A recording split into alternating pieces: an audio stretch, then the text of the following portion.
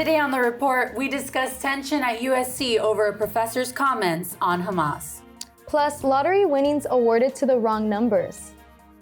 And a family circus touring the United States. The Report starts now.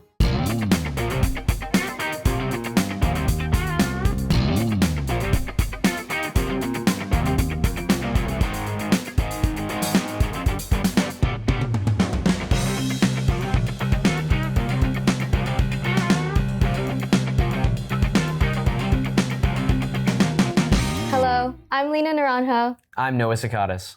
And I'm Jasmine Alvarez. Don't forget to follow us on our Titan TV Instagram at Titan TV CSUF to keep in touch with us and view our latest content. USC Professor John Strauss was revered for his research of the economics in developing countries, with decades of groundwork in China and Indonesia. That changed on November 9th when Strauss confronted students involved in a walkout protest demanding a ceasefire in the Gaza Strip and holding a memorial for Palestinian civilians who were killed during the Israel-Hamas conflict.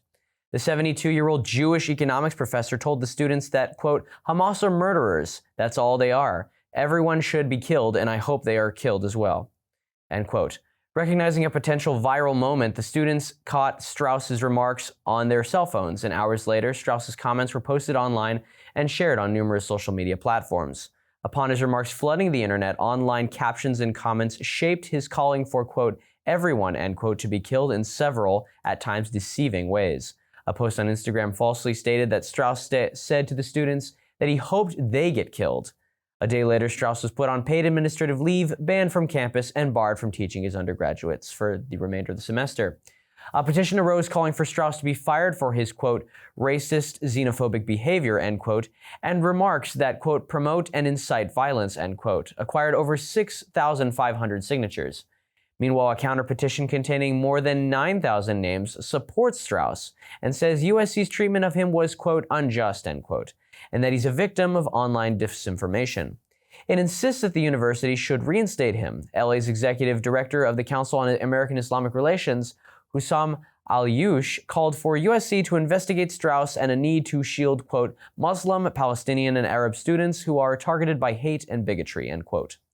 The director of free expression at PEN America, Jonathan Friedman, said that USC overreacted and stated, quote, what USC has done runs counter to the university's obligation to foster dialogue and debate, end quote.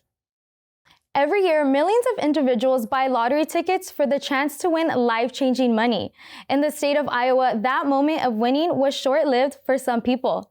At the end of November, lottery winning numbers in Iowa were called and then recalled 7 hours later, as they ended up being the wrong numbers. Human reporting error was cited as the reason for the mistake, according to lottery officials.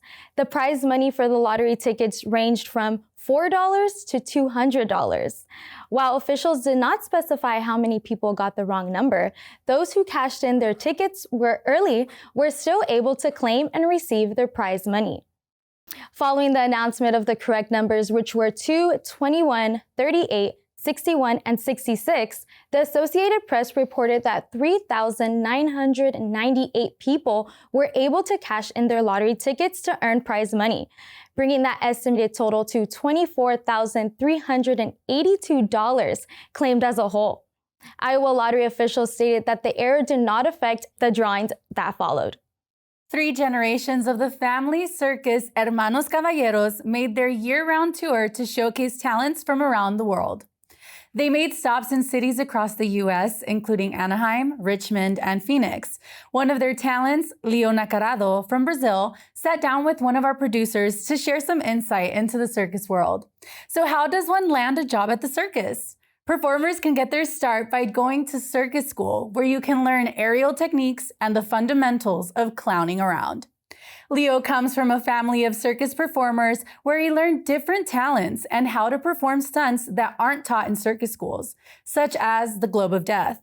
It's where multiple motorcyclists ride inside a single mesh sphere. Leo explained that throughout the years, having 2 motorcyclists just wasn't enough, and they eventually added up to 9 motorcyclists to keep the crowd entertained. The performance that Leo was in the previous week included a 12-year-old motorcyclist girl. In Leo's experience, no one has gotten hurt and fatalities are rare. Leo is also skilled with a bow and arrow. He stated he saw the act one day in Greece and knew he wanted to master the stunt for himself, but had no one to do it with. That was until he met his wife, Laura Salguero, who bravely put herself in front of the target and is also handy with a bow. But Leo claimed that when they both first started learning, she refused to have Leo in front of the target. Leo said he had teased her so much that, in fact, in a fit, she shot the arrow at him. Now that's a keeper. Lastly, but certainly not least, famous actor and comedian Carlos Villagran, who is best known for his role as Kiko in the iconic Spanish TV show El Chavo del Ocho, was the headliner for the circus. Leo said being able to perform in the same show as Villagran was a good experience and explained how beloved the Mexican character was in Brazil. Leo stated that Villagran was charismatic and even spoke to him in Portuguese during their interactions. In his closing statement, Leo wanted to let everyone know that, quote, as long as there's at least one child, there will always be a circus, end quote. Whether it's the breathtaking trapeze acts or the hearty clown Tutti Frutti, you are guaranteed a fun night at the Circus Caballero. I have a few questions about our first story that we were talking about regarding the USC professor being banned for Hamas comments. Do you guys believe that the situation between the professor and the pro-Palestine student demonstrators was blown out of proportion? I believe partially. First of all, I think on the argumentative side, I think both sides have a point. For example, I mean, obviously, the professor, as a Jewish American, has reasoning to be angry with the entire situation over there. I mean, 1,200 Israelis were killed within the initial Hamas attacks back in October. But then also the pro-Palestinian students have reasons to be angry due to the massive loss of civilian life in the aftermath and the entire conflict. So it's just a really touchy conversation on both sides. But I do believe in a way this was blown out of proportion, and in a way it was, and I think, a way to kind of raise a bigger conversation and reach out with more groups that haven't gone into the subject yet. Right. Yeah, I would somewhat agree with Noah on that one because, the professor was Jewish, but I don't think it was okay for him to go and make those disrespectful comments, because I think as a professor, you're supposed to empower and encourage students rather than approach them in the way that he did. So I don't think it was right of him to do that. Right, yeah. I have to say that I personally don't agree, with the statements that the professor made. However, I can see how the response from the university was seen like it was possibly blown out of proportion. But I don't know that I agree that it necessarily was. Just because, the response for banning him wasn't necessarily because he had a difference of opinion, right? It was more so because it was hate speech that was involved. So it's not... The problem isn't having an opposite or opposing view. It's just having or promoting violence or hate towards any kind of group. It's just uncalled for, right? And there has to be repercussions. So I think it wasn't that bad, honestly, because he also was he was is still receiving paid administrative leave. So it's not like he was completely fired. He is not able to be teaching, for the remainder of the semester to undergrad students or allowed on campus, which for some I could see why that might be a little bit of a too much of a response from the university. But I think it's good because it just showcases this is what you can get away with, this is what you can't. Right? There's boundaries. Right. Yeah, I think the story does need a little bit more of investigation to it. So I agree. Yeah, that's true. What do you think about the university's response, Noah? I'm curious if you have any thoughts on that. Well, every school's code of ethics and censorship is going to be different, and vary on several levels. Personally, I don't believe that there should be laws against speech. However, hate speech is a topic that needs to be addressed. I mean, there are numerous groups out there that have experienced harassment and bullying in the past, and these words can be very harmful to those individuals. So obviously, it needs to be part of the conversation. itself and definitely taken into account. I agree. Let's move on to the second story, the Iowa lottery error.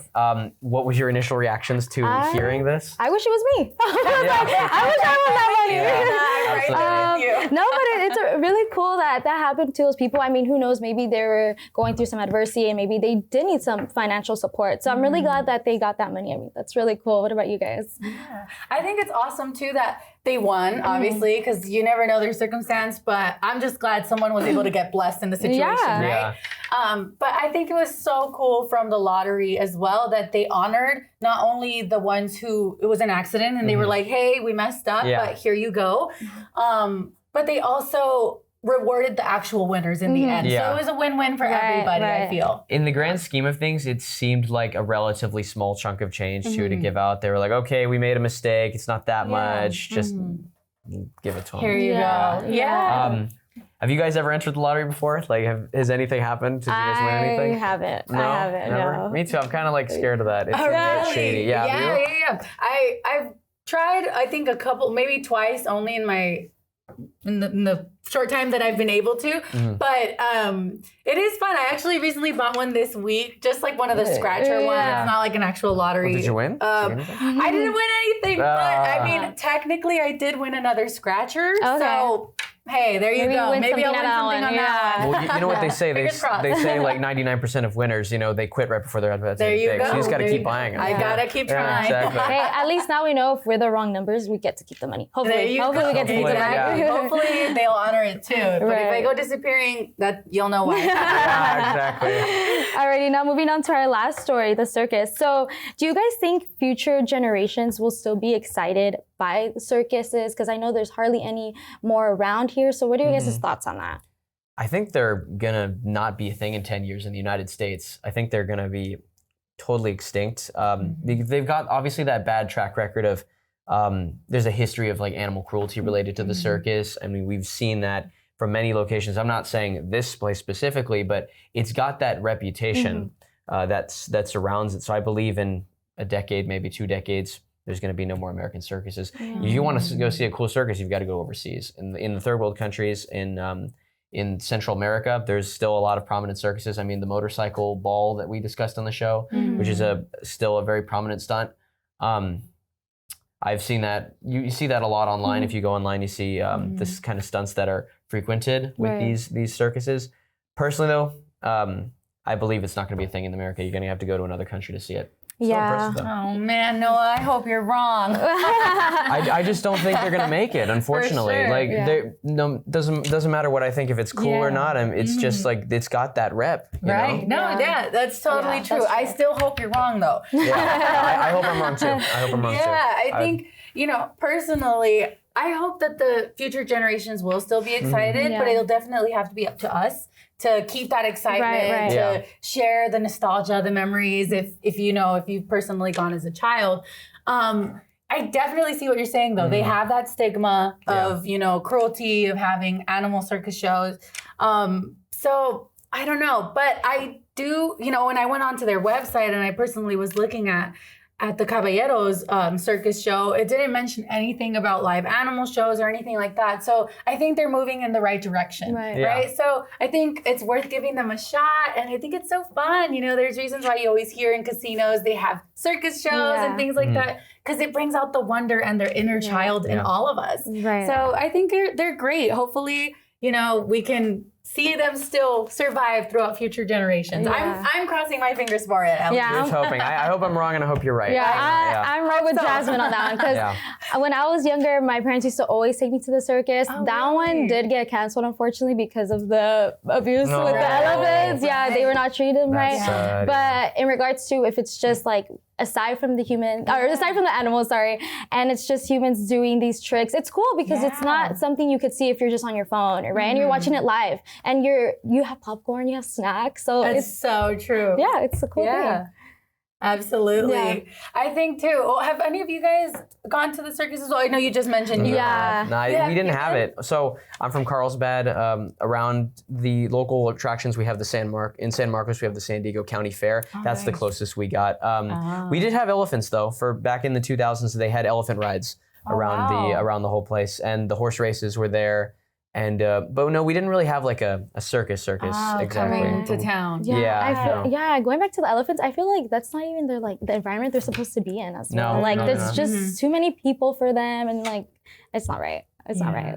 Have you ever gone to a circus before, Jasmine? I did. I used to go as a child. I don't remember too much of it. I was really little, so I don't remember if there was live animals or not. Okay. But I do know it was one of my greatest memories and fondest memories. So it's fun. Yeah, absolutely enjoy it. Yeah. So fingers crossed that they still have them for future generations. I hope so. I want to be able to take my grandkids too someday. Yeah. That's the dream. That's the goal. And with that, that's all the time we have for today. Thank you so much, guys, for tuning into this semester of the report. And happy holidays. There we go. That's it. Yeah. Merry Christmas.